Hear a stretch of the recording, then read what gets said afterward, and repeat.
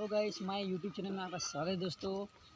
और आज का ब्लॉग दोस्तों देखिए मैं क्या काम कर रहा हूँ, देखना जरूर वीडियो में दोस्तों।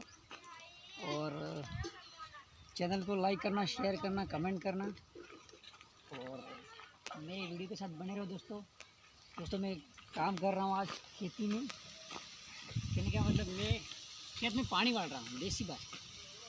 ठीक है दोस्तों, वीडियो लाइक कर देना, लाइक।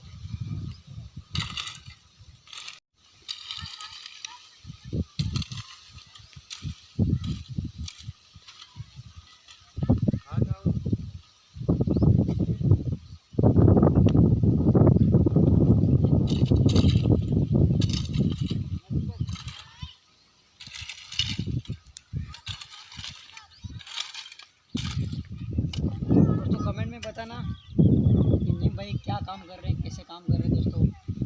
तो जैसे कि नए ब्लॉग में आते रहेंगे दोस्तों। और देसी भाषा में अपने वागड़ी में बात करिए, जो गुजराती इंग्लिश बधी मिक्स साल से बता।